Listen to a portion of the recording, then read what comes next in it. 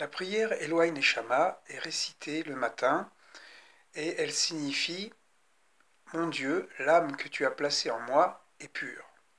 C'est la première fois dans la prière que nous adressons à Dieu en tant que mon Dieu. C'est donc une prière individuelle, la relation de l'homme, de la femme, de chacun, de chacune avec Dieu. Elohai, mon Dieu. Ensuite, nous faisons référence à la Neshama. Alors, l'hébreu connaît différents termes pour parler de ce qu'on appelle l'âme, qui renvoie toujours au souffle. Notamment, il y a le nefesh et neshama. Nefesh, c'est l'instinct, c'est la vie instinctive, c'est la vie animale.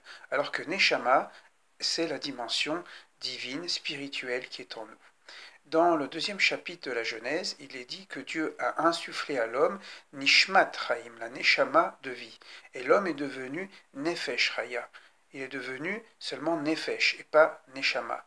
Ça veut dire que la dimension divine, en quelque sorte, s'est animalisée, si on peut dire, et au fond de l'homme, il y a cette dimension divine, mais qui est cachée, si on peut dire, enveloppée par cette dimension animale, qui est aussi une dimension de la vie, créée par Dieu, mais l'homme doit trouver cette âme intérieure, ce point intérieur, comme disent les chassidim, qui correspond à la vie spirituelle authentique.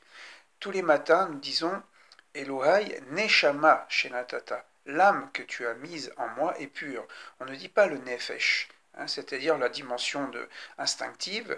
L'âme instinctive peut fauter. Nefesh qui tereta, comme il est dans le livre de Vaïkra, dans Lévitique, le Nefesh qui faute. Donc ce qui faute, c'est la partie inférieure. Mais la Neshama, elle, reste totalement sans faute, sans péché, et ce que nous disons le matin, Elohai, Neshama Shenatata Bi Teora, l'âme que tu as placée en moi est pure, la pureté dans la Bible c'est toujours du côté de la vie, alors que l'impureté c'est du côté de la mort, et nous voulons dire de cette manière, quand nous levons le matin, eh bien nous avons toutes les potentialités de réussite au plan spirituel, pour nous et autour de nous.